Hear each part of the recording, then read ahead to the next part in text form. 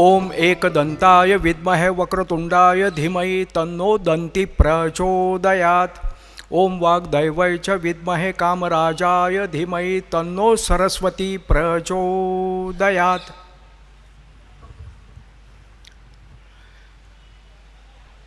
त्या वीरांनी भगवा झेंडा भारतवर्षी नाचवला। सिंधू तीरावर अश्व दौडले, कीर्ती भिडली गगनाला। शिवरायांचे स्वप्न उराशी मुक्त करावी मथुरा काशी। हिंदू राष्ट्र हे समर्थ करण्या रिपू रक्ताचा पडे सडा। पराक्रमाची स्फूर्ती देत असे शनिवारातील हा वाडा। ज्या अजिंक्य योद्ध्यानं हा शनिवार वाडा बांधला,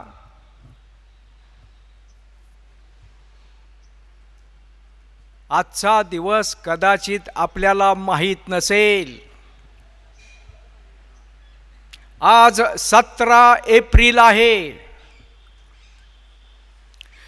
17 एप्रिल 1720 शार्वरी नाम संवत्सर शके 1642 कराड जवळच्या मसूर गावी आपल्या बाजीरावाला सातारच्या शाहू राजांनी पेशवाईची वस्त्र दिली, तो हा आजचा दिवस आहे।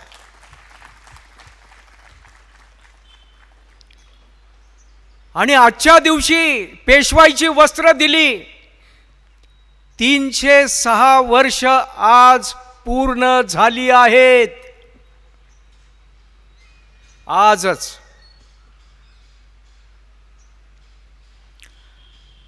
अशा अजिंक्य योद्ध्यानं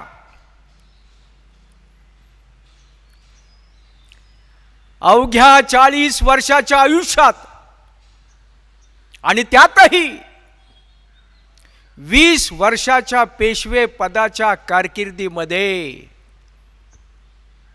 जगाच्या इतिहासात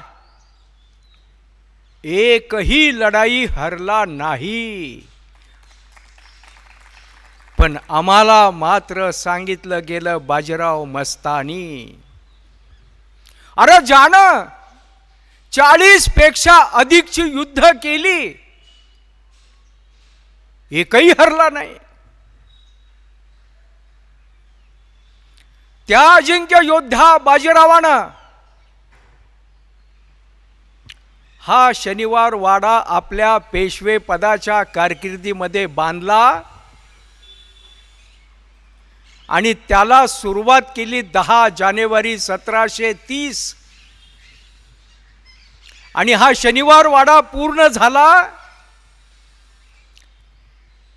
22 जानेवारी 1732। त्या दिवशी रथसप्तमी होती आणि भूमिपूजन आणि वास्तुशांत या दोनही दिवशी शनिवार होता, म्हणून या वाड्याला नाव दिलं गेलं शनिवार वाडा। आणि त्याला खर्च त्या काळामध्ये आला फक्त 16,120 रुपये।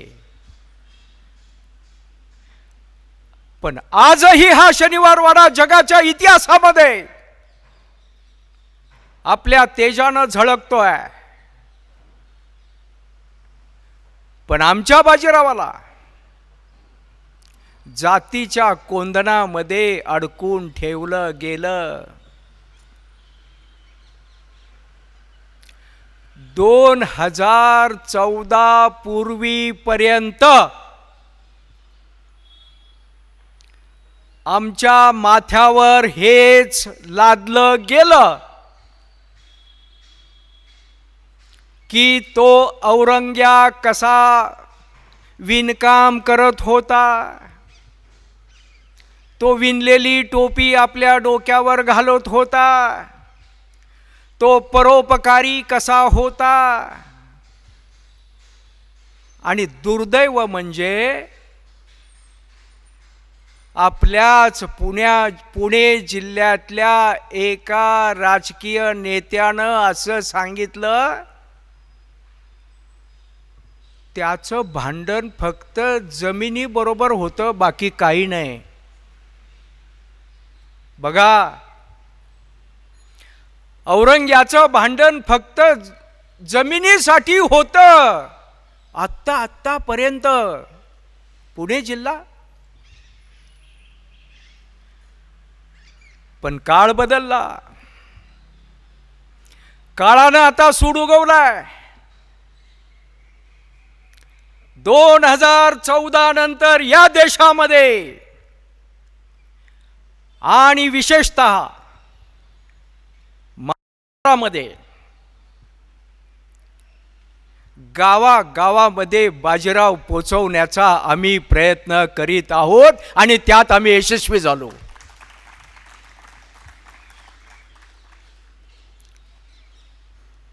याच ठिकाणी आपल्या उपस्थितांमध्ये आमचे मित्र आहेत पालखेड युद्ध स्मारक समितीचे प्रशांत गोरे. बघा, त्या पालखेड गावामध्ये आम्हाला विचारलं, आमचंच पालखेड का? हो, तुमचंच पालखेड. त्याच पालखेडने इतिहास घडवलाय. सांगावं लागलं, माहित नाही आत्तापर्यंत. पण 2014 पूर्वी ज्या नतद्रष्टांनी या देशामध्ये जिथं छत्रपती शिवाजी महाराजांना न्याय दिला नाही, तिथं बाजीराव काय आणि राणा प्रताप काय सगळे लांब राहिले. पण या नतद्रष्टांना आता सांगू इच्छितो, आता काळ तुमच्यावर सूड उगवणार आणि आमच्या सगळ्या विद्यार्थी मित्रांच्या समोर बाजीराव मांडला जाणार आणि पुढच्या सगळ्या पिढीला बाजीरावांचा महापराक्रम कळणार. आणि ती वेळ आता आलेली आहे. अरे, इतिहास हा कशा करता मांडायचा? भविष्य गगनी भरारी घेण्या, भविष्य गगनी भरारी घेण्या, भूतकाळाचे भान हवे, वैभवशाली राष्ट्र घडवण्या, इतिहासाचे ज्ञान हवे, इतिहासाचे ज्ञान हवे. आणि म्हणून आमच्या सगळ्या लहान मुलांना हा बाजीरावांचा महापराक्रम कळालाच पाहिजे. जगाच्या इतिहासामध्ये 40 पेक्षा अधिकची युद्ध ज्यानं केली आणि एकही लढाई हरला नाही, त्याला आम्ही बाजीराव मस्तानीमध्ये कोंडून ठेवलं. त्याच बाजीरावांनी हा शनिवार वाडा उभा केलाय. बघा, 40 वर्षाच्या आयुष्यामध्ये वयाच्या 13व्या वर्षी आपले वडील बाळाजी विश्वनाथ भट यांच्याबरोबर वयाच्या 13व्या वर्षी बाजीराव पांडवगडच्या युद्धामध्ये सामील आहेत. 13व्या वर्षापासून ते 40 वर्षापर्यंत फक्त युद्ध युद्ध आणि युद्ध आहे. आज आमची 13 वर्षाची मुलं आणि 16 वर्षाची मुलं कुठं आणि काय करतायत? म्हणून हा महापराक्रम हा या राज्याच्या कानाकोपऱ्यामध्ये मांडण्याचं व्रत आम्ही घेतलेलं आहे. ज्या बाळाजी विश्वनाथ भटांना श्रीवर्धन सोडून चिपळूणला यावं लागलं आणि चिपळूण सोडून सासवडला यावं लागलं,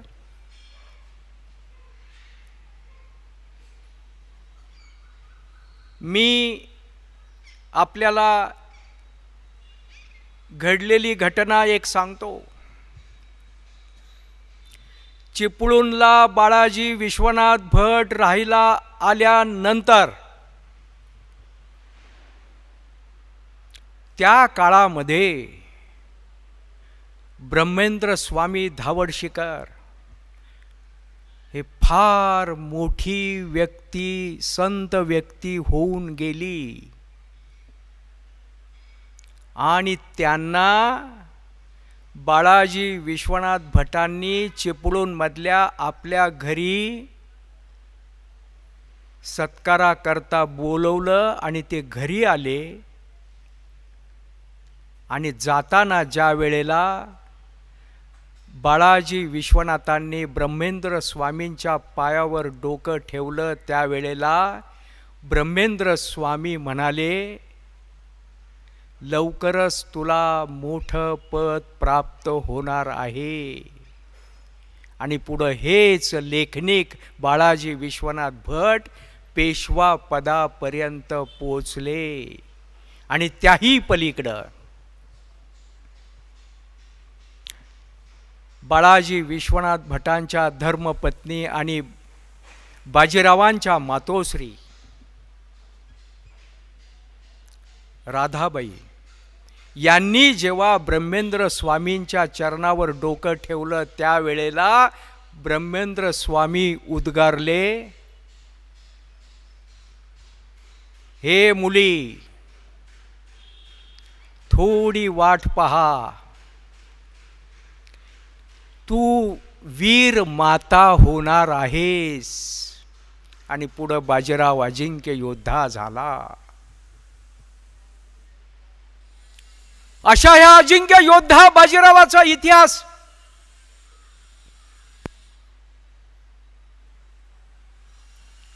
आणि पुढे 13व्या वर्षापासून ते 40व्या वर्षापर्यंत युद्धामध्ये सातत्य आहे. या बाजीरावांचा इतिहास आम्हाला कोणी शिकवला? इंग्रज इतिहासकारांनी. आम्हाला नाही माहिती. काय म्हणतात इंग्रज इतिहासकार? घोडदळाचा ईश्वर दत्त सेनानी देव योद्धा म्हणजे बाजीराव. घोडदळाचा ईश्वर दत्त सेनानी देव योद्धा इंग्रज इतिहासकार म्हणतायत, आम्ही नाही. आणि इंग्रज फील्ड मार्शल मॉन्टगोमरी यानं पालखेडच्या युद्धानंतर 250 वर्षानं एक युद्धशास्त्र विषयक ग्रंथ लिहिला. त्या ग्रंथाचं नाव आहे ए कन्साइज हिस्ट्री ऑफ वॉरफेअर. त्या ग्रंथामध्ये पालखेडच्या लढाईनंतर 250 वर्षानं हा मॉन्टगोमरी लिहितोय, जगातल्या पहिल्या 10 लढायांच्या मधली पालखेडची लढाई बाजीरावांची ही एक आहे. तेव्हा आम्हाला समजतंय. इंग्रज इतिहासकार आणि फील्ड मार्शलनी सांगितल्यानंतर फक्त कल्पना करा, जर सदाशिव पेठेतल्या माणसानं बाजीरावांचं वर्णन केलं असतं तर आज भांडणं झाली नसती का?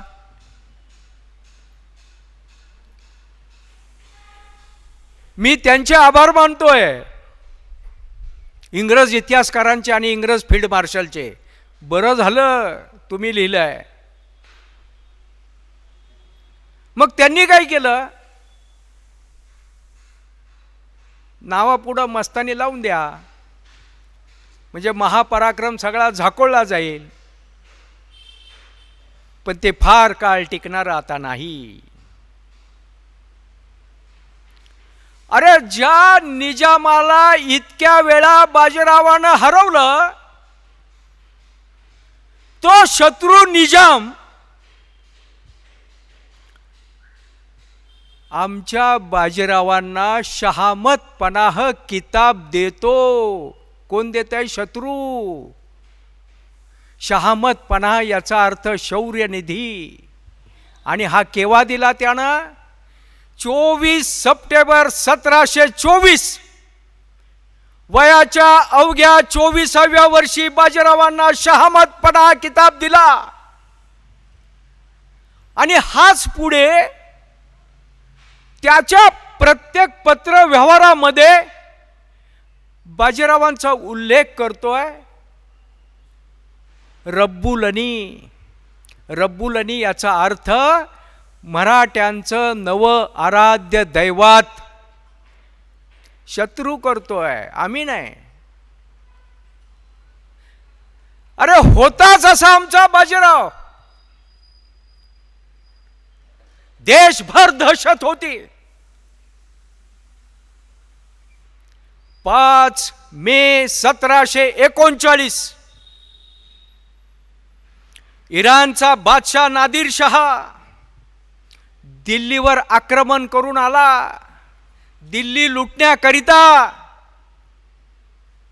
आणि त्याचा समाचार घेण्याकरता बाजीराव निघाले. बाजीराव दिल्लीला पोहोचले नाहीत.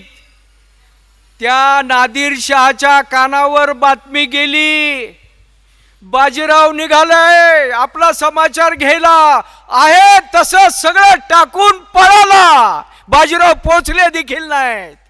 याला म्हणतात बाजीराव. आणि तेव्हापासून तू काय बाजीराव लागून गेलास का ही म्हण रूढ झाली. तारीख लक्षात ठेवा, 5 मे 1739. काय दहशत असेल. छत्रपती शिवाजी महाराजांच्या हिंदवी स्वराज्याचं साम्राज्यामध्ये ज्यानं रूपांतर केलं आणि दिल्लीपर्यंत ज्यानं धडक मारली, त्या बाजीरावाला जातीच्या कोंदणामध्ये अडकून ठेवलं. अशी दहशत होती संपूर्ण देशात. एकदा बाजीरावांच्या मातोश्री राधाबाई यांनी सांगितलं आणि इच्छा व्यक्त केली, मला उत्तरेकडं काशी प्रयागच्या तीर्थयात्रेकरिता जायचं आहे. सगळ्यांच्या समोर प्रश्न पडला. सगळे मोगलांचं साम्राज्य, मोगल सरदार तिकडे. आता करायचं काय? हा म्हणता बातमी त्यांच्यापर्यंत पोहोचली. आणि काय मनसुबे आखले त्यांनी. बाजीरावांच्या मातोश्री आता आपल्या परगण्यामध्ये येत आहेत, आपण त्यांनाच अटक करू म्हणजे बाजीराव नाक घासत आपल्या समोर येईल. हे मनसुबे आखले त्यांनी. काय केलं असेल आमच्या बाजीरावानं. बाजीरावानं तिथल्या सरदारांना फक्त पत्र लिहिलं, माझ्या मातोश्री तीर्थयात्रेकरता तिकडं तुमच्या परगण्यात येत आहेत.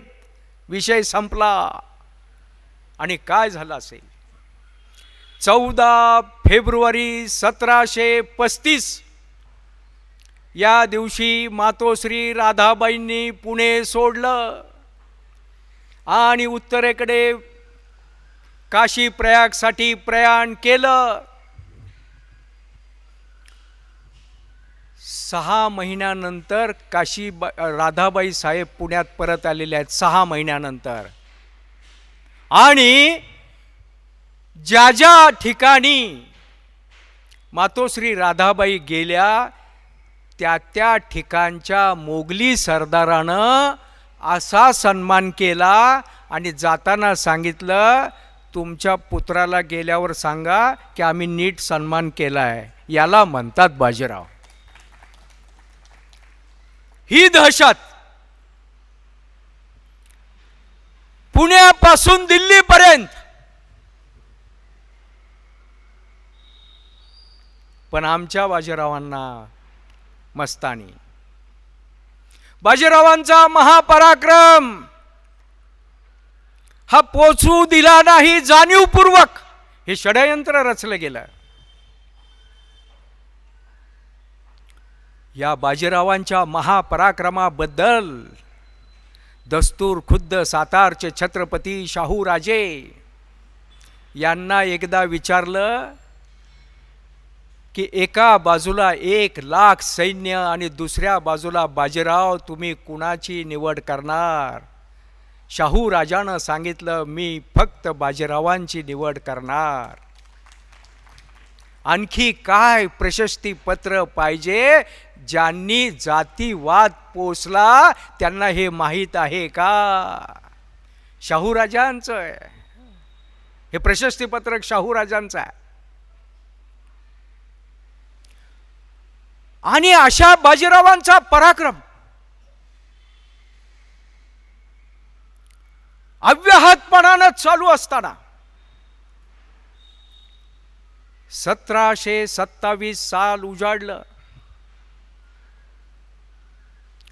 1727 साल हे छत्रपती शाहूराजांच्या करिता अतिशय अडचणीचं आणि कठीण गेलं. 1727 सालामध्ये कोकणामध्ये सिद्दी हापशांनी उच्छाद मांडला. ऐन महाशिवरात्रीच्या दिवशी परशुराम क्षेत्राचा विध्वंस केला गेला. मोठं संकट आलं. त्यावेळेला बाजीराव कर्नाटक प्रांती होते. शाहूराजानं तातडीनं बोलावून घेतलं. बाजीरावांनी सगळी परिस्थिती बघितली आणि बाजीरावानं ठरवलं, आता निजामाचा काटा काढल्याशिवाय मी स्वस्थ बसणार नाही. या 1727 सालाच्या ऑगस्ट महिन्यामध्ये हा 57 वर्षाचा निजाम उल मुल्क 57 वर्षाचा आहे आणि ज्याला औरंगजेबाच्या सैन्यामध्ये 40 वर्षाचा युद्धाचा अनुभव आहे आणि ज्याच्याकडं प्रचंड सैन्य आहे, प्रचंड पैसा आहे, प्रचंड तोफखाना ज्याच्याकडं आहे आणि ज्यानं अनेक लढाया परास्त केलेल्या आहेत. अनेक लढाया. दिलावर खानाचा पराभव त्यानंच केला, अलम अली खानाचा पराभव त्यानंच केला आणि मुबरीज खानाचा पराभव त्यानंच केला. अनेक लढाया परास्त केलेला हा धूर्त कावेबाज अनुभवी हा 57 वर्षाचा निजाम एका बाजूला आणि दुसऱ्या बाजूला अवघ्या 27 वर्षाचा तरणा बांड बाजीराव एका बाजूला. आणि त्या बाजीरावाला घरचेच विरोधक जास्त आहेत. शाहूराजांच्या दरबारातलाच विरोध प्रचंड आहे आणि ज्या बाजीरावांकडं पैसा नाही, तोफखाना तर नाहीच नाही, शत्रू जास्त, अंतर्गत शत्रूंचं प्रमाण फार मोठं, हा तरणा बांड 27 वर्षाचा बाजीराव एका बाजूला आणि त्या निजामाचा सुखसंवाद चाललाय आपल्या मनाशी. आहे काय त्या पोरकट पेशव्याजवळ? 27 वर्षाचं पोरगा आहे, ज्याला शत्रू जास्त आहेत, ज्याच्याकडे पैसा नाही, ज्याच्याकडे सैन्य नाही, तो माझ्याशी लढणार? असा जातो आणि पुण्याची राख रांगोळी करून टाकतो, सातारची राख रांगोळी करून टाकतो. हा सुखसंवाद त्याचा चाललेला आहे. हा निजाम इतका धूर्त आणि कावेबाज आहे की त्यानं आपली अनेक मोठी माणसं त्यानं स्वतःच्या गोटामध्ये पैशाचं आमिष आणि सत्तेचं आमिष दाखवून आणलेली आहेत. कोण आहे त्यामध्ये? कोल्हापूरचा संभाजी, चंद्रसेन जाधव आणि सातारच्या छत्रपती शाहू राजांचा सर लष्कर सुलतानजी निंबाळकर याला फोडलाय आणि त्यांना आपल्या गोटात आणलेला आहे. किती महाभयंकर असेल बघा. आणि हा चालून आला ऑगस्ट 1727. 1 लाखापेक्षा अधिकचं सैन्य घेऊन, प्रचंड तोफखाना बरोबर घेऊन, प्रचंड पैसा बरोबर घेऊन आणि प्रचंड जनानखाना बरोबर घेऊन हा पुणे जाळण्याकरता निघाला. त्याचा सरदार ऐवज खान पुणे प्रांतात घुसला. काय केलं असेल आमच्या बाजीरावानं? 10,000चं फक्त घोडेस्वार बरोबर घेतले. बाजीरावांना चंचल सरदार आवडत नव्हते, स्वास्थ्यप्रिय सरदार आवडत नव्हते. सैन्य 10,000चं फक्त घोडेस्वार बरोबर घेतलेत. पैसा नाही, तोफखाना नाहीच नाही, जनानखाना त्याहून नाही, आणि शत्रू चालून आलाय. आणि बाजीरावांना ठरवलं पुणे सोडायचं. तुम्ही म्हणाल शत्रू चालून आलाय आणि बाजीराव पुणे सोडतायत. हो, बाजीरावांनी ठरवलं आपल्या मनाशी. अरे म्हणाला, बेट्या तुला जर का मी 1000 कोस नाही पळवला तर नावाचा बाजीराव नाही. आणि बाजीराव निघाले. 17 ऑक्टोबर 1727.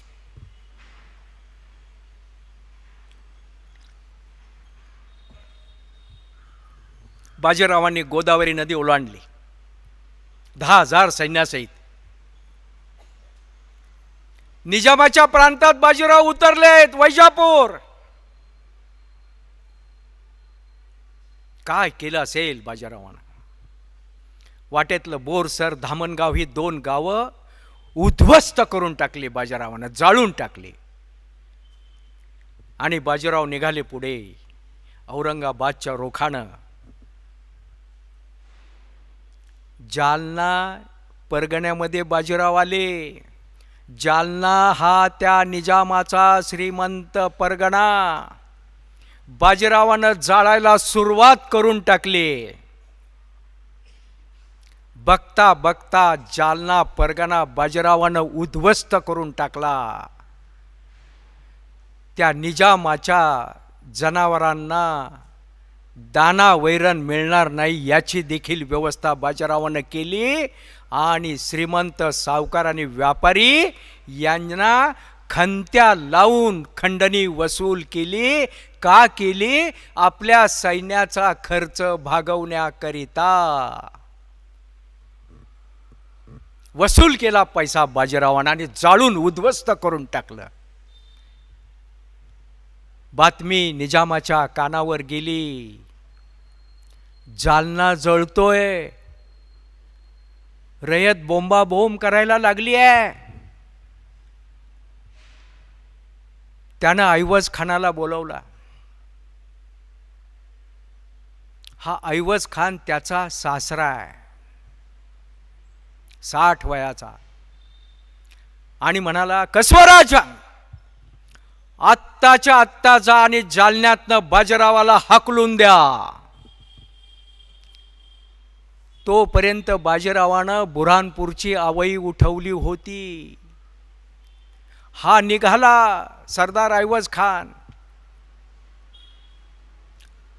6 महिन्याच्या लढाईच्या कालखंडामध्ये ऑगस्टपासून सुरू झालेली ही लढाई फेब्रुवारीमध्ये संपली आणि या 6 महिन्याच्या कालखंडामध्ये फक्त एकदा आणि एकदाच बाजीरावाला गाठता आलं निजामाच्या सैन्याला, त्या ऐवज खानाला.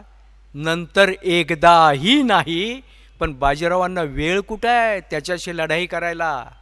बाजीराव यानं लढाई त्याच्याबरोबर एक छोटीशी केली आणि झपकन बाजीराव पुढं निघाले. जालना सोडला बाजीरावानं आणि बाजीराव सिंदखेड परगण्यामध्ये पोहोचले.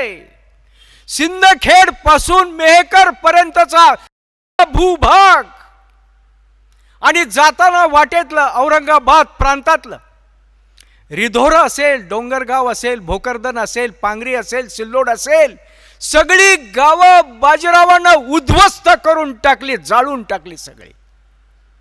आणि बाजीराव सिंदखेड परगड्यामध्ये पोचून तिथून मेहकर पर्यंतचा सगळा भूभाग बाजीरावानं जाळून उद्ध्वस्त करून टाकला आणि खंडण्या वसूल केल्या. विचार करा, पुणे, मराठवाडा, विदर्भ कल्पना करा. आणि बाजीरावानं पूर्ण पैनगंगा नद्या पार केल्या. माहूर असेल, दारवा असेल, वाशिम असेल, मंगळूरपीर असेल, सगळी गावं बाजीरावानं उद्ध्वस्त करून टाकले, जाळून टाकली सगळे. त्याला महसूल मिळणार नाही याची व्यवस्था करून टाकली. त्याचे धान्याचे साठे सगळे ताब्यात घेतले आणि प्रचंड पैसा जमा केला आपल्या सैन्यासाठी. आणि मग तिथून बाजीराव कुठून निघालेत? पुण्यावरनं. आणि तिथून बाजीरावानं सांगितलं, आता पश्चिम बुऱ्हाणपूर, आता तुझं बुऱ्हाणपूर जाळून उद्ध्वस्त करतो. बातमी निजामाच्या कानावर गेली. त्यावेळेला हा निजाम बारामतीपासून जवळ असलेल्या अंजन गावामध्ये होता. अरे म्हणाला, हा सरफिरा बाजीराव जाईल आणि माझं हे श्रीमंत बुऱ्हाणपूर जाळून टाकेल. त्या बुऱ्हाणपूरवर त्याचं प्रचंड प्रेम होतं. कापडाचा उद्योग तिथं मोठा होता. दिल्ली सुरतेपासून जाणारा मार्ग त्या बुऱ्हाणपूरवरनं जात होता. व्यापाऱ्यांचे काफिले त्याला ऐते सापडतील, हा प्रचंड लुटमार करेल. बेचैन झाला निजाम. पुणे आणि सातारा जाळण्याकरता निघालेला निजाम बारामतीपासून अंजन गावाला असताना कानावर बातमी गेली आणि म्हणाला, मलाच आता जावं लागेल. अरे बाजीरावानं ठरवलंच होतं, तुला जर मी हजारो कोस नाही पळवला, नावाचा बाजीराव नाही. आणि निघाला निजाम बारामतीवरनं नगरला आला. त्याला काय माहीत आहे की बाजीरावानं अगोदरच त्र्यंबकराव दाभाड्यांच्या नेतृत्वाखाली एक तुकडी 12,000ची बुऱ्हाणपूरवर पाठवलीच होती. नगरला आल्याबरोबर त्यानं आपला जड तोफखाना नगरच्या किल्ल्यात सोडला आणि नगरला आल्याबरोबर त्याच्या कानावर बातमी गेली, बुऱ्हाणपूर जाळून उद्ध्वस्त केलं. धावत पळत हा बाजीरावाचा पाठलाग करण्याकरता बुऱ्हाणपूरला पोहोचला. तोपर्यंत बुऱ्हाणपूर पासून बाजीराव 9 कोसावर असलेल्या नासिराबादला पोहोचलेले होते. आणि हा बुऱ्हाणपूरला पोहोचला निजाम स्वतः. नासिराबादवरनं बाजीराव चोपड्याच्या वायव्येला 6 कोसावर असलेल्या भावला नावाच्या गावी बाजीराव आलेले आहेत. 2 दिवसाची सैन्याला विश्रांती दिलेली आहे आणि भावला नावाच्या गावामध्ये बाजीरावानं जाहीर केलं, आता तुझी सुरतेची खाजगी जहागीर लुटून फस्त करतो. बाजीरावाला त्याला सुरतेपर्यंत पळवण्याचं डोक्यामध्ये होतं आणि बाजीराव निघाला भावला नावाच्या गावातनं. सुरतेला बाजीराव आलेले आहेत. बाजीरावानं सुरत लुटली आणि बाजीराव भडोसला पोचतायत. त्यावेळेला तिथला मोगली सरदार सर बुलंद खान हा हबकला. अरे म्हणाला, ही ब्याद आता माझ्या सुभ्यात कशाला. बाजीरावानं त्याला बोलवला. सर बुलंद खानाला, मोगली सरदाराला. बाजीराव किती हुशार आहे बघा. तो पुण्याचा आहे ना. त्यानं काय सांगितले त्या सर बुलंद खानाला, मी तर निजामाचा दोस्त आहे, मला निजामानं सांगितलं तुझ्यावर स्वारी करायला. तो पाठीमागून येतोय आणि त्याला ते खरं वाटलं. त्या सर बुलंद खानानं जी काही मदत होती ती सगळी बाजीरावांना केली आणि बाजीराव पुढं निघालेत आणि सुरतेला हा निजाम येऊन पोचला. तेव्हा त्याला कळालं की आपली वाट आपल्याच सरदार सर बुलंद खानानं रोखली. किती हुशार असेल बाजीराव. सुरतेला आल्यानंतर निजाम विचार करायला लागला. अरे म्हणाला, यानं आपल्याला सुरतेपर्यंत पळवलंय, पळवलाय. आपली घोडी दमली, आपली जनावरं दमली, हा तर काय आपल्या हाती लागत नाही. कदाचित त्याला इकडंच मला मारायचा विचार तर नसेल ना. 200% ते सत्य आहे. बाजीरावानं 2 ठिकाणं ठरवली होती की निजामाला बुकलायचा इकडे म्हणून. एक ठिकाण होतं मालेगावच्या खालच्या अंगाला आणि नांदगावच्या पूर्वेला असलेल्या अजिंठा डोंगरामध्ये कासारबारी खिंडीमध्ये या निजामाला गाठायचं बाजीरावानं ठरवलं होतं. आणि दुसरं सुरतेच्या तोरणमाळच्या डोंगर रांगेमध्ये असलेले करबंदबारी या खिंडीमध्ये त्याला गाठायचं बाजीरावानं ठरवलं होतं. पण बाजीरावाकडं पुरेसं सैन्य नव्हतं, कारण पुणे आणि सातारासाठी बरंच सैन्य इकडं ठेवावं लागलं होतं संरक्षणासाठी. आणि बाजीरावाची ही 2 ठिकाणं हुकली. आणि सुरतेला आलेला हा निजाम विचार करायला लागला, अरे हा आपल्याला पळवतोय, हा आपल्या हाती तर लागत नाहीये, करायचं काय. जाऊ द्या म्हटला, त्याला कुठं जायचं तिकडं जाऊ द्या, आपण परत माघारी फिरू आणि पुणे आणि सातारा जिंकू. निघाला निजाम निघाला. नाशिक संगमनेर मार्गे हा निजाम पुणे प्रांतामध्ये पोचला. आल्याबरोबर त्यानं पहिलं ठाणं जिंकलं, तळेगाव ढमढरे. तिथून हा जुन्नर नारायणगाव जवळची शिवापूर असेल, उदापूर असेल, खेड असेल, अवसरी असेल, पाबळ असेल, सगळी ठाणी त्यानं जिंकून घेतली तोफखान्याच्या जीवावर. आणि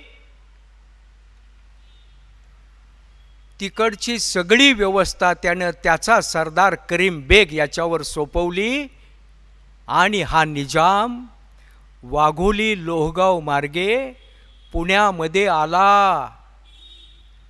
पुण्यात आल्यानंतर यानं काय केलं असेल, हा मोठा कपटी कावेबाज आहे. यानं कोल्हापूरच्या संभाजीचं लग्न जवाहर रामनगरच्या मुलीबरोबर पुण्यात लावून दिलं आणि असं दाखवण्याचा प्रयत्न केला की माझं आणि संभाजीचं किती सख्य आहे. पुण्यात लग्न लावून दिलं यानं. आणि बघता बघता 15 दिवसामध्ये पुण्यापासून भीमेच्या तीरापर्यंतचा सगळा भूभाग निजामानं जिंकला. पाटस असेल, सुपा असेल, आंबी असेल, इंदापूर असेल, बारामती असेल, सगळं जिंकलं निजामानं बघता बघता 15 दिवसामध्ये. आणि इंदापूरवरनं पुन्हा एकदा दुसऱ्यांदा निजाम बारामतीला पोचला. आणि काय म्हणतोय, असा म्हसवड मार्गे जातो आणि सातारा जाळून टाकतो. त्याला काय माहित होतं की बाजीराव काय करणार आहे. नर्मदेच्या किनारी असलेला बाजीराव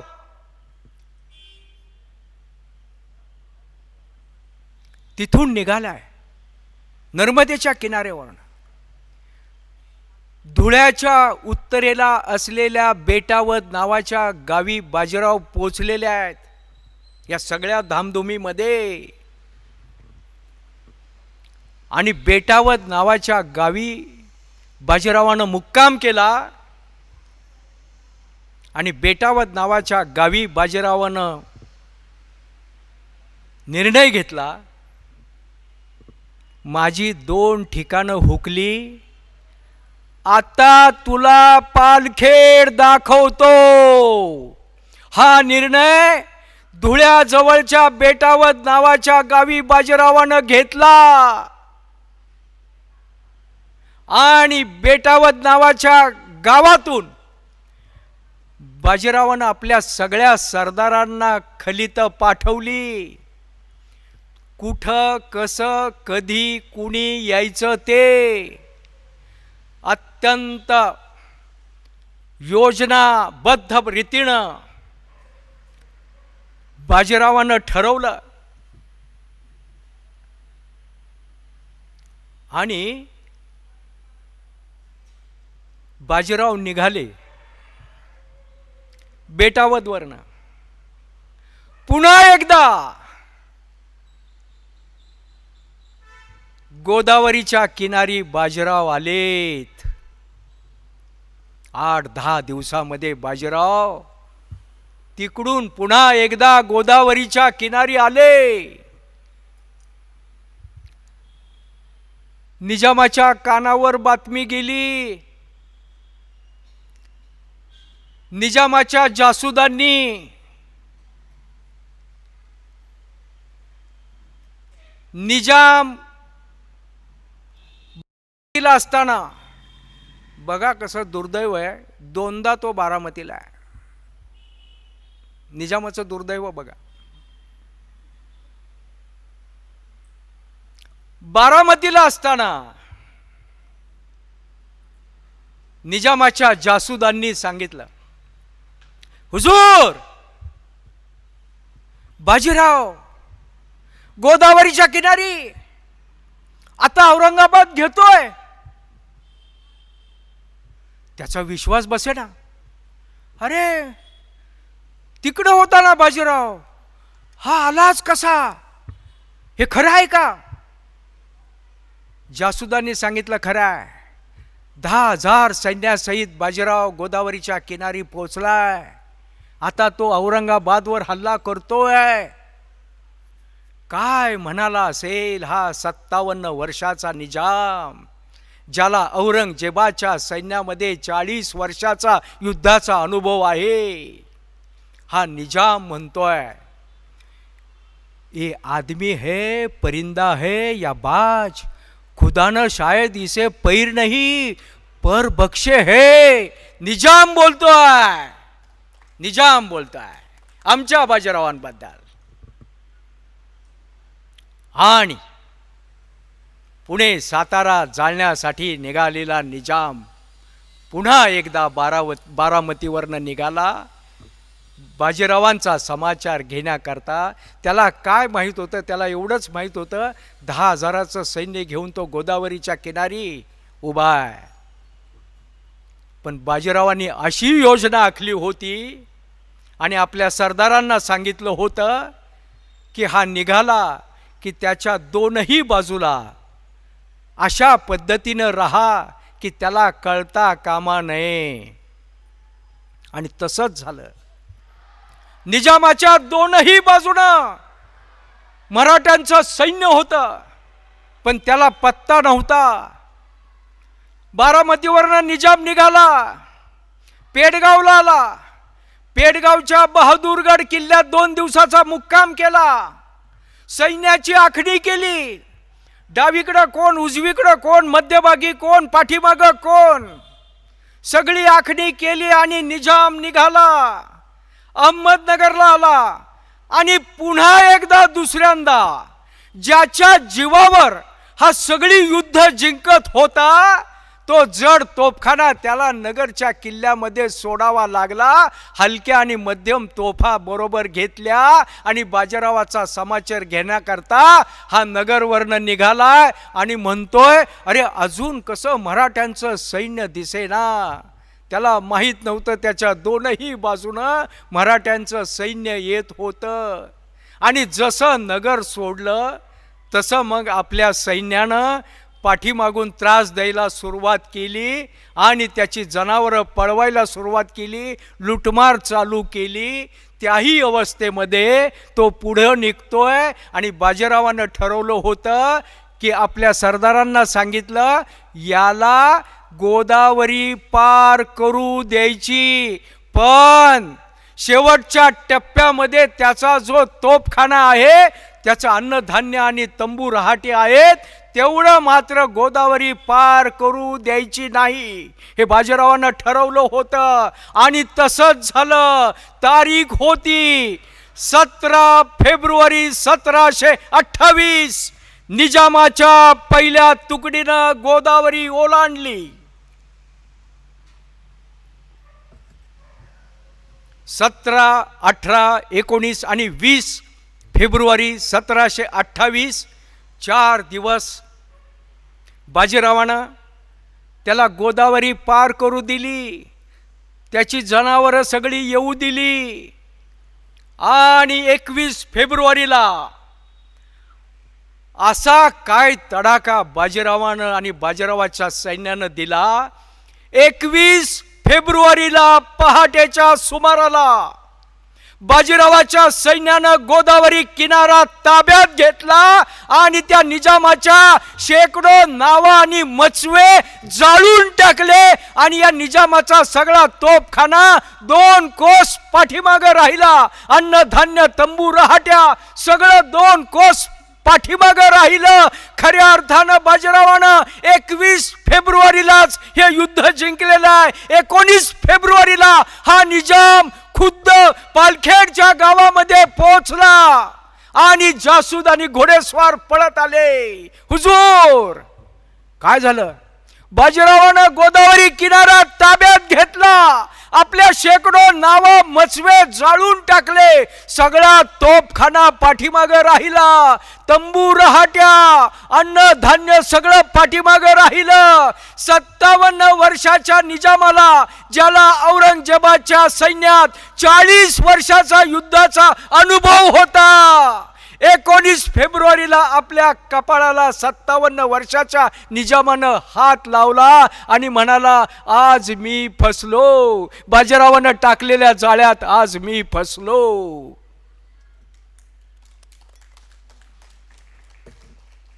तिथून पुढे जगाच्या इतिहासात जे झालं नाही ते पालखेडला झालं. असा कोंडला बाजीरावानं चारही बाजूनं. त्याला अन्नधान्य आणि पाणी मिळवून दिलं नाही. बघा 1728 एक बातमी तुम्ही वाचली असेल. 7 ऑक्टोबर 2023 सगळ्या वर्तमानपत्रात हेडलाईन होती, इस्रायलनं गाझा पट्टीचा पाणी पुरवठा, इंधन पुरवठा, अन्नधान्य पुरवठा रोखण्याचा निर्णय घेतला. आमच्या बाजीरावानं 1728 या निजामाला अन्नधान्य आणि पाणी मिळू दिलं नाही. चारी बाजूनं त्याला कोंडला. जगाच्या इतिहासामध्ये पालखेडमध्ये आणि बाजीरावानं सांगितलं मल्हारराव होळकरांना, शिवना नदी ताब्यात घ्या, निजामाचं सैन्य तिथं पोचता कामा नये, त्याला पाणी मिळता कामा नये. आणि तसंच झालं. बाजीरावानं शिवना नदी, पालखेडच्या पूर्वेला असलेली शिवना नदी जी एकमेव पाण्याचा स्रोत होता, ताब्यात घेतली आणि निजामाच्या सैन्याला अन्नधान्य आणि पाणी मिळू दिलं नाही. आणि अशी वेळ आणली 57 वर्षाच्या निजामावर की त्याच्या सैन्याला उंट मारावे लागले आणि उंटाच्या मदारीतलं पाणी प्यावं लागलं. ही वेळ आमच्या बाजीरावानं आणली पालखेडमध्ये. त्या निजामाचे सगळे सरदार सांगतायत निजामाला, हुजूर बाजीरावानं कोंडलाय, अन्नधान्य पाणी नाही आहे, तुम्ही ताबडतोब तह करा. ऐकण्याच्या मनस्थितीत नाही आहे निजाम, ऐकण्याच्या मनस्थितीत नाही आहे. आणि जसा निजामाला कोंडला बाजीरावानं, सातारच्या शाहू राजानं अंबाजी पंत पुरंदरे आणि चिमाजी आप्पांना बाजीरावांच्या धाकट्या भावाला पालखेडला पाठवला. इतकं 1727 आणि 1728 2 महिने होते. खुद्द सातारच्या शाहू राजांना पुरंदर गडाचा आश्रय घ्यावा लागला, कुटुंब कबिल्यासहित. चिमाजी आप्पा बरोबर होते. आणि मग हा निजाम ऐकण्याच्या मनस्थितीत नाही आहे. सगळे सरदार सांगतायत. शेवटी आमचे सरदार ऐकण्याच्या मनस्थितीत नव्हते. 24 फेब्रुवारीला पालखेडच्या जवळ असलेल्या जोगिनीच्या डोंगराजवळ बाजीरावांची छावणी होती. आणि 24 फेब्रुवारी 1728 या दिवशी बाजीरावानं आपल्या सरदारांची बैठक घेतली आणि निर्णय घेतला, 25 फेब्रुवारी 1728 सकाळपासून दुपारपर्यंत युद्ध करायचं आणि एक झटका त्याला द्यायचा. आणि ठरलं 25 फेब्रुवारी 1728 सकाळपासून दुपारपर्यंत बाजीरावाच्या सैन्यानं असा हल्ला केला, 19 हत्तींचा पाडाव केला, 6000 सैन्याला कैद केला आणि जमेल तितकी छावण्या निजामाच्या लुटल्या. दुपारी बाजीरावानं युद्ध थांबवलं. संध्याकाळी बाजीरावांचा हेजीब निजामाच्या छावणीत आलेला आहे. निजामाला सांगितलं, तुमचे मेलेले मुर्दे उचलून न्या, कुणाचं दफन दहन करायचं असेल ते करा, तोपर्यंत पेशवे तुमच्यावर हल्ला करणार नाहीत, हे हेजीबने सांगून टाकलं.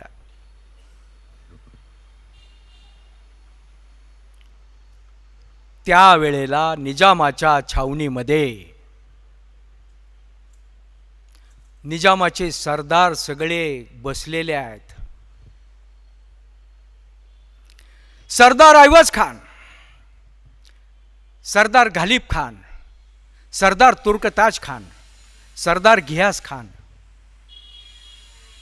सरदार मुकरब खान, सरदार जमाल खान, सरदार कादिर दाद खान सरदार तादित मोहम्मद खान, सगळे सरदार बसलेले आहेत.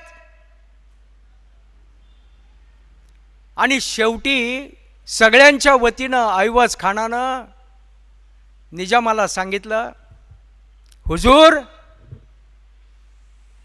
आम्ही सांगतोय तुम्ही का ऐकलं नाही आणि ही तबाही का पाहावी लागली? कशा करता तुम्ही उशीर केलात?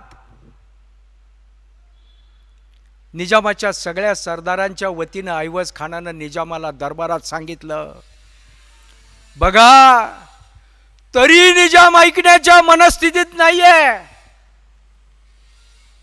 काय म्हणाला असेल हा निजाम? हा निजाम त्या सरदारांना त्याच्या सांगतोय, आपण असं केलं तर? म्हणले काय? आपण बाजीरावांना एक पत्र लिहू आणि अन्नधान्य आणि पाण्याची विनंती करू. मी जे सांगतोय ना तुम्हाला, जगाच्या इतिहासामध्ये पालखेडची लढाई, एका शत्रूनं दुसऱ्या शत्रूला अन्नधान्य आणि पाण्याची भीक मागितली. आणि सरदार घालिब खान म्हणाला, हुजूर, बाजीरावांना अगोदरच फजिती केली आणि परत तुम्ही पत्र लिहायचं म्हणताय, हे बरोबर नाही आहे. तरी ऐकलं नाही त्यानं. आणि त्यानं निजामानं त्याचा मुन्शी लाला मनसाराम याला बोलावला. लाला मनसारामला सांगितलं, बाजीरावांच्या नावानं पत्र लिही. आणि सांगायला सुरुवात केली, अजरक्त खाने निजाम उल मुल्क ममलुकाते दखन बजानी बाजीराव पंडित प्रधान सलाम. सुरुवात केली पत्राला. आणि त्या पत्रामध्ये निजामानं अन्नधान्य आणि पाण्याची भीक मागितली. काय, तुझे असतील ते पैसे मी देतो, पण अन्नधान्य आणि पाणी दे, ईदचा महिना आहे. आणि लाला मनसारामला सांगितलं, असा जा आणि असा ये. हा 25 वर्षाचा तरुण आहे लाला मनसाराम, ज्याला हिंदी उर्दू अतिशय चांगलं येत आहे. आणि तो निजामाचा अत्यंत प्रामाणिक सेवक आहे. आणि तो निजामाच्या महसूल खात्याचा सचिव देखील आहे आणि तो लेखक देखील आहे. या लाला मनसारामला पत्र घेऊन पाठवलं बाजीरावांकडं. बाजीरावाच्या सैन्यानं तो आल्यानंतर अंगझडती घेतली आणि कोण आहे काय विचारपूस करून बाजीरावांच्या समोर उभा केला. बाजीरावांना सांगितलं, निजामाचा मुन्शी आहे. बाजीरावानं अमृतराव शंकरांना बोलावला, पत्र वाचून दाखवलं. काय केलं असेल बाजीरावांनी? बाजीरावांनी आपल्या सरदारांना बोलावलं. मल्हारराव होळकरांना विचारलं, मल्हारबा, काय करायचं आहे? मल्हारबा म्हणाले, रावस्वामी, याला इथंच कापायचा, याला अन्नधान्य पाणी द्यायचं नाही. हा जवळजवळ 6 महिने आम्हाला मागं लागलाय आमच्या, याला सोडायचा नाही. राणोजी शिंदेंना विचारलं, रानबा, तुमचं काय म्हणणं आहे? रावस्वामी, याला इथंच मारायचं, याला अन्नधान्य पाणी द्यायचं नाही. सगळ्या सरदारांना विचारून झाल्यानंतर पिलाजीराव जाधवराव म्हणाले, मला त्या निजामाची नाही पण त्याच्या सैन्याची, त्याच्या जनावरांची कणव येते. पण लढाई म्हटल्यानंतर हृदयावर दगड ठेवून जावं लागतं. आणि सगळ्यांचं ऐकल्यानंतर आमच्या बाजीरावानं सांगितलं, गड्यांनो, मला तुमची मतं काही पटली नाहीत. ही 4 ओळीची चिठ्ठी, ही नुसती चिठ्ठी नाही, तर मराठ्यांच्या माणुसकीवर दाखवलेला तो विश्वास आहे. आणि बाजीरावानं सांगितलं, या लाला मनसारामला, आज तू इथेच थांब, जायचं नाही.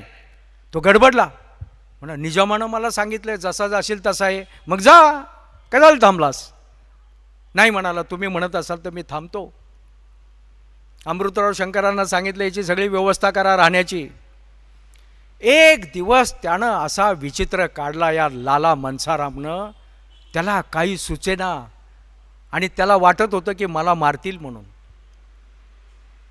दुसऱ्या दिवशी अमृतराव शंकरांना बोलवलं, घेऊन या लाला मनसारामला. त्याला घेऊन बाजीरावांच्या समोर उभं केलं आणि बाजीरावांनी अमृतराव शंकरांना सांगितलं, त्याच्या पत्राचं उत्तर द्या. बघा, तो लाला मनसाराम विचार करतोय, निजामानं पाठवलेलं पत्र आणि बाजीरावाचा हा एक कशीच सेवक, त्याला बाजीराव सांगतात पत्राचं उत्तर दे, त्याला काही समजेना. अमृतराव शंकरांनी त्याला छावणीच्या बाहेर नेलं आणि सांगितलं, 500 बैलगाड्या अन्नधान्याच्या उभ्या आहेत आणि 1 दिवसापुरती शिवना नदी पिण्याच्या पाण्याकरता मोकळी केलेली आहे.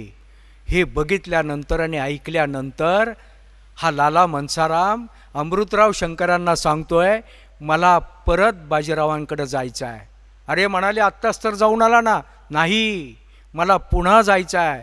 असं म्हणून बाजीरावांच्या समोर हा लाला मनसाराम आला, जमिनीला हात लावून बाजीरावांना कुर्निसात केला आणि म्हणाला, उभ्या आयुष्यात असा दर्यादिल इन्सान मी बघितला नाही.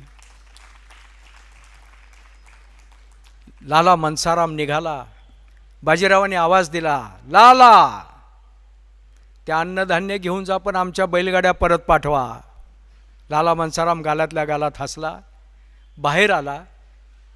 500 बैलगाड्या अन्नधान्याच्या घेऊन तो निघाला. वाटेमध्ये निजामाचं सैन्य बघत होतं. अरे, 8 दिवस आपल्याला खायला अन्न धान्य नाही, प्यायला पाणी नाही, हे ज्यानं दिलं त्याच्याबरोबर आपण युद्ध करायचं का? याला म्हणतात बाजीराव. आणि त्या लाला मनसारामला वाटत होतं की मी गेल्यानंतर निजाम माझा मोठा सन्मान करेल, पण त्यानं नाही केला. आणि निजामाला सांगितलं जे काय झालं ते. खाली मान घालून निजाम बसलेला होता. पुन्हा एकदा सगळ्या सरदारांनी निजामाच्या सांगितलं, हुजूर, वेळ गेलेली नाही, तुम्ही लगेचच तह करा. आणि मग मात्र निजामानं निर्णय घेतला. तरी तो काय म्हणाला निजाम त्याच्या सरदारांना, आपण जर लढाई केली तर? त्या सरदारांना सांगितलं, आपण जिंकणार नाही, अर्धमेलं झालेलं सैन्य आहे, लगेचच निर्णय घ्या. आणि मग मात्र तो तयार झाला. हा निजाम बाजीरावांना जी 17 कलमं पाहिजे होती ती सगळी बाजीरावांनी ठरवलेली होती. आणि मग सरदार ऐवज खानाच्या नेतृत्वाखाली 40 जणांचं पथक निजामाचं बाजीरावांशी बोलणी करण्याकरता निघालेलं आहे आणि पुढे पांढरं निशाण लावलेलं आहे. आणि या सरदारांना घाई झाली की आम्हाला बाजीरावांशी बोलायचं आहे. बाजीरावांना निरोप पाठवला, मला वेळ नाही, माझ्या सरदारांबरोबर चर्चा करा. आणि 2 दिवस या तहाची बोलणी झाली, 17 कलमं मान्य केली. आणि बाजीरावानं सांगितलं, जोपर्यंत या तहावर सही शिक्का होत नाही तोपर्यंत निजामाचे 2 प्रसिद्ध सरदार माझ्याकडं ओलीस म्हणून राहतील. 2 सरदार ओलीस म्हणून बाजीरावानं ठेवून घेतले. आणि मग तो 17 कलमांचा तह निजामानं मान्य केला. आता पुढे जगाच्या इतिहासामध्ये आणखी एक घडलं. काय घडलं? दोघांची भेट ठरली, निजाम आणि बाजीराव. पालखेडच्या आग्नेयेला असलेल्या मुंगी शेवगाव मध्ये निजाम आणि बाजीराव यांची भेट ठरली. 6 मार्च 1728. मुंगी शेवगाव का निवडलं? गोदावरीच्या किनारी आपल्या सैन्याचा सगळा पाण्याचा प्रश्न सगळा मिटेल म्हणून त्यानं ते मुंगी शेवगाव निवडलं, गोदावरीच्या किनारी असलेलं. आणि भव्य शामियाना निजामानं उभा केला मुंगी शेवगावमध्ये. 6 मार्च 1728ला पहाटे बाजीराव उठलेले आहेत.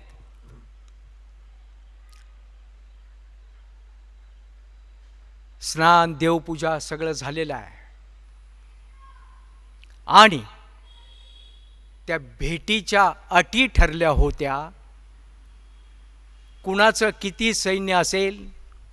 5-5 हजार सैन्य बाणाच्या टप्प्याच्या अंतरावर थांबलेलं असेल. आणि शामियानामध्ये दोघांचे 5-5 सरदार असतील आणि काही लेखनिक असतील.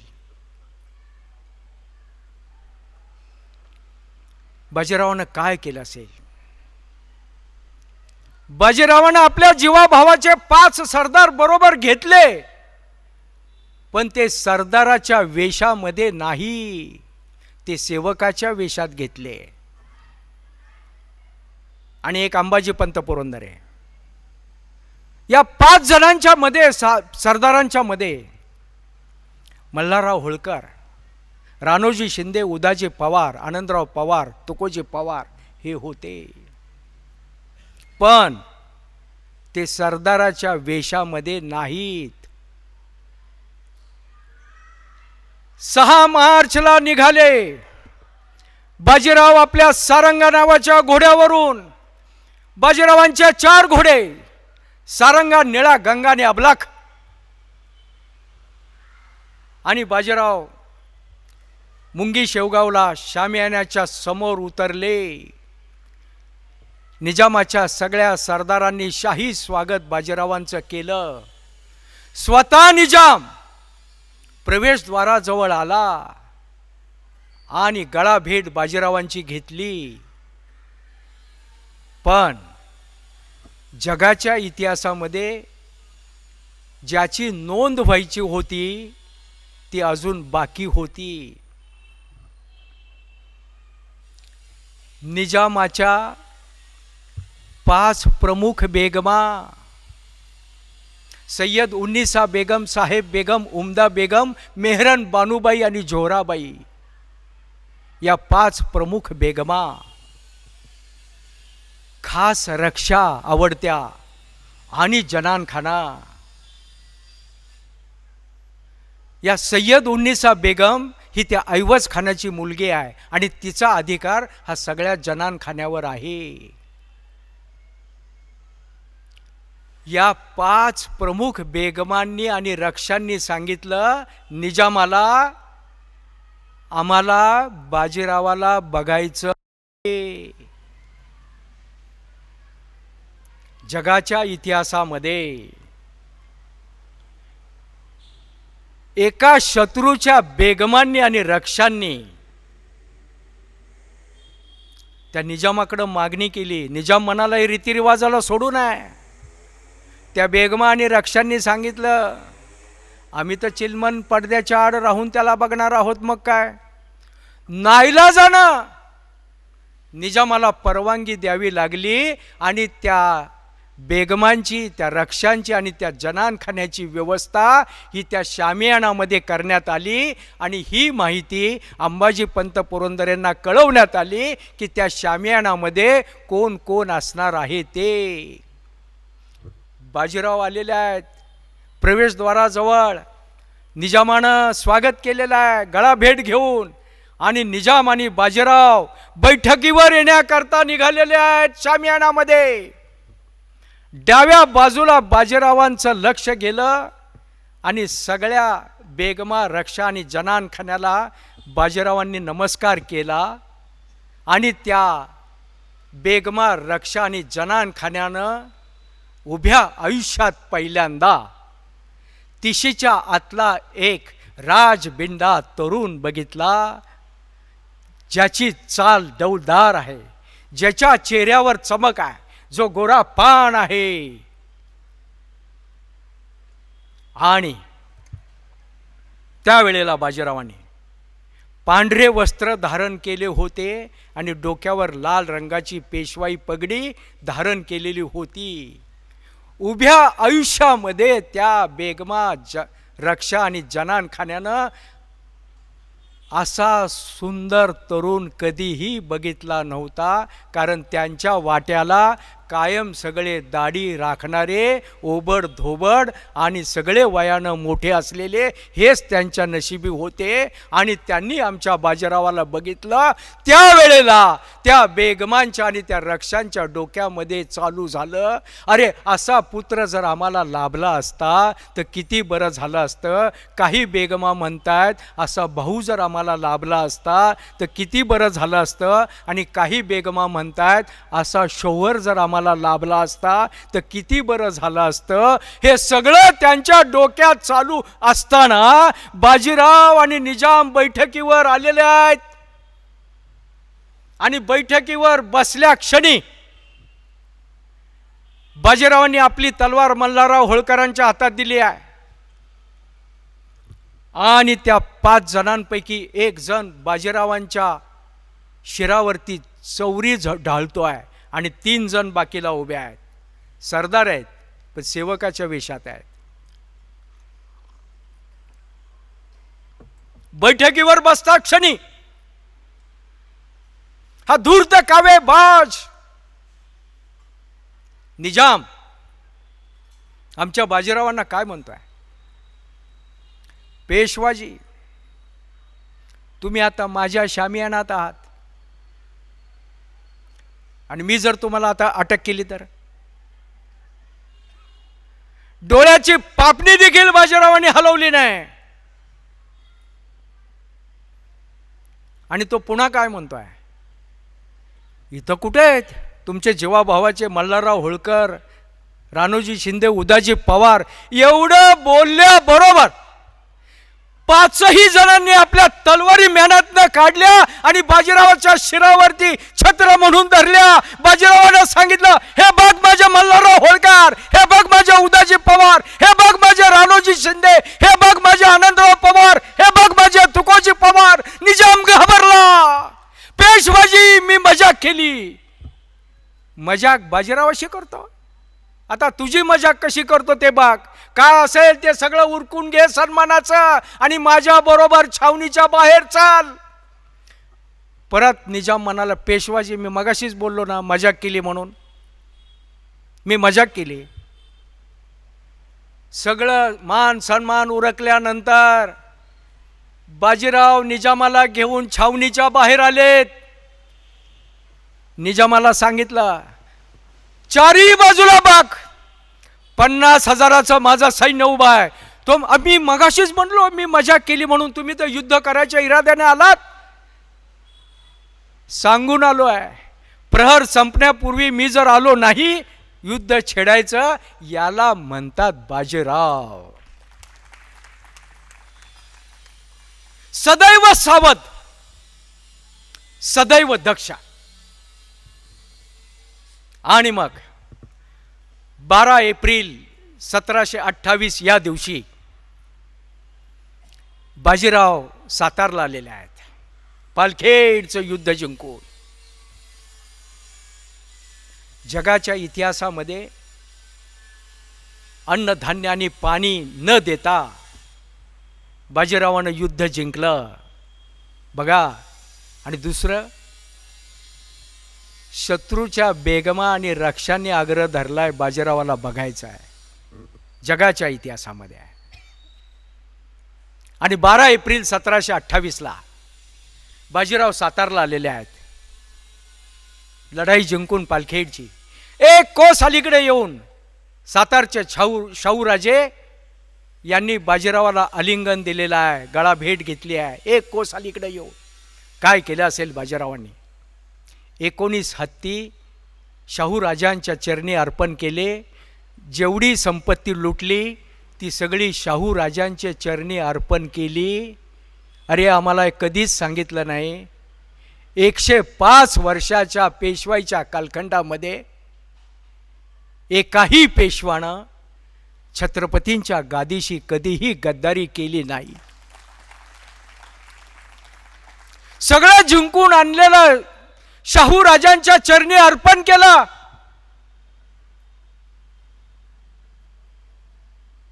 पण आमच्या बाजीरावाला मात्र जातीच्या कोंदणात अडकून ठेवला. आणि 1728 मध्ये पालखेडचं युद्ध जिंकल्यानंतर त्याच वर्षामध्ये बाजीरावानं दर 6 महिन्याला युद्ध केलेलं आहे. त्याच 1728 मध्ये बुंदेलखंडामध्ये राजा छत्रसालाला मुहम्मद शाह बंगशनं कैद करून जोधपूरच्या किल्ल्यामध्ये ठेवलं.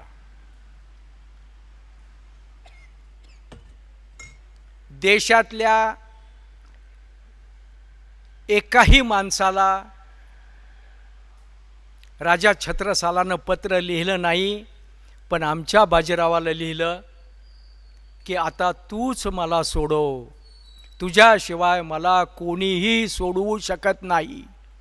आणि बाजीरावांना पत्र मिळाल्याबरोबर आहे तसं सगळं टाकून बाजीराव निघाले राजा छत्रसालासाठी बुंदेलखंडामध्ये. आणि गेल्याबरोबर राजा छत्रसालाचा पराभव बाजीरावानं केला. आणि पुन्हा एकदा राजा छत्रसालाला गादीवर बसवलं. आणि मग काय केलं राजा छत्रसालानं? राज्याचा 1/3 हिस्सा बाजीरावांना दिला आणि आपली लाडकी कन्या मस्तानी हिचा विवाह बाजीरावांच्या बरोबर खांडा पद्धतीनं उभ्या तलवारीबरोबर लावून दिला. आणि बाजीराव आणि मस्तानी यांनी पहिलं पाऊल पुण्यामध्ये 16 जुलै 1729 या दिवशी, त्या दिवशी बुधवार होता, या दिवशी मस्तानीबाई साहेबांनी पहिलं पाऊल बाजीरावांच्या समवेत पुण्यामध्ये ठेवलं. आणि पुढे सतत युद्ध युद्ध आणि युद्ध. बाजीरावांना वेळ नव्हता. बाजीरावांना खाणं पिणं झोपणं सुख उपभोगणं नाही. बाजीरावांच्या नशिबी ते नव्हतं.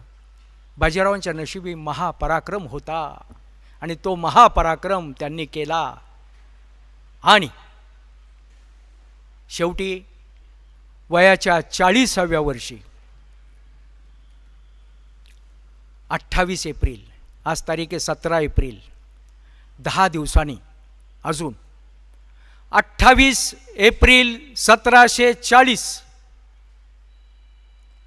या दिवशी वैशाख शुद्ध त्रयोदशी, जी उद्याच्या 29 एप्रिलला आहे आणि तारीख 28 एप्रिल आहे, लागोपाठ आहे. 28 एप्रिल 1740 वैशाख शुद्ध त्रयोदशी सोमवारचा दिवस आहे. नर्मदेच्या किनारी रावेरखेडीला बाजीराव आपल्याला सोडून गेले. पहिल्या प्रहरी उभ्या देशामध्ये धरणीकंप झाला. राऊतस्वामी गेले. तिसऱ्या दिवशी वाड्यावर काशीबाई साहेबांचं सांत्वन करण्याकरता जीवाभावाचे 2 सरदार आले. मुद्दाम जातीचा उल्लेख करतोय. एक धनगर समाजाचे मल्हारराव होळकर आणि एक मराठा सरदार राणोजी शिंदे, जीवाभावाचे दोन सरदार वाड्यावर आलेले आहेत. काशीबाई साहेबांचं सांत्वन केलं. मल्हारराव होळकरांनी सांगितलं बाईसाहेबांना, आजपासनं मी दारू सोडली, माझे राऊस्वामी गेले. आणि राणोजी शिंदे काय म्हणाले?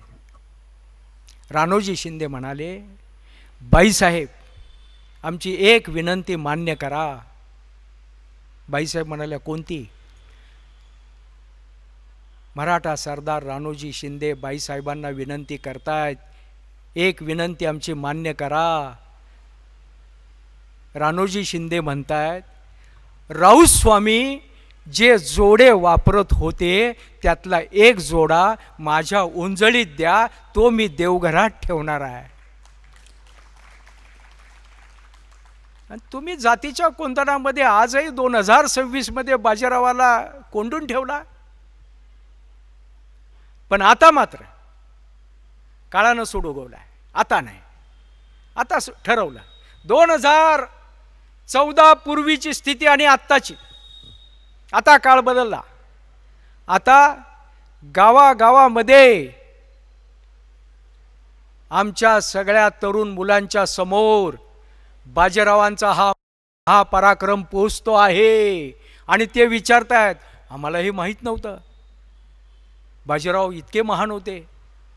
जगाच्या इतिहासामध्ये असलेला हा अजिंक्य योद्धा आम्हाला माहीत नाही. मस्तानी बरोबर जोडला आणि सगळा पराक्रम झाकळून टाकला. पण आता नाही, आता मात्र बाजीरावांचे पुतळे सगळीकडं उभे राहायला लागलेले आहेत. आपल्याला फक्त शनिवार वाड्यासमोरचा पुतळा माहीत असेल, पण आता पर्वतीवर पुतळा उभा राहिला, अश्वारूढ. आता NDA मध्ये पुतळा उभा राहिला, अश्वारूढ. आता कोकणामध्ये पुतळे उभे राहिलेत. आणि आता येत्या काही दिवसामध्ये पालखेडला बाजीरावांचा पूर्णाकृती पुतळ्याचं अनावरण होईल. आणि म्हणून आता मात्र काळानं सूड उगवला. आता बाजीराव घराघरामध्ये पोचल्याशिवाय राहणार नाहीत. एक शेवटची मी फक्त आपल्याकडून अपेक्षा व्यक्त करतो, आपलं सोडून द्या, पण आपल्या मुलांच्या करता, आपल्या नातवंडांच्या करता बाजीरावाचं पुस्तक त्यांच्या हाती द्या पहिलं, आणि बाजीरावांना पराक्रम ऐकवा. हेच मी आजच्या 17 एप्रिल या दिवशी श्री योगी अरविंद सांस्कृतिक मंचाच्या व्यासपीठावरून आपल्याला हृदयापासूनची विनंती करतो. आणि आजचा दिवस किती मोठा होता हे मी आपल्याला सांगितलं. आमच्या बाजीरावाला आजच्याच दिवशी पेशवा पद मिळालं. आणि म्हणून त्याकरता माझं व्याख्यान पूर्वी मी आपल्याला एक विनंती करतो, जे पेशवा पद आमच्या बाजीरावाला मिळालं त्या पेशवा पदाकरता टाळ्यांचा कडकडाट करा.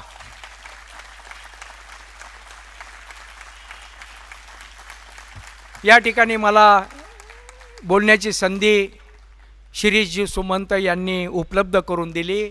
आपण सर्वांनी शांतपणानं माझं व्याख्यान ऐकलं. मी आपल्या सर्वांचा या ठिकाणी मनापासूनचा आभारी आहे आणि मी माझ्या वैखरीला विराम देतो आहे. धन्यवाद.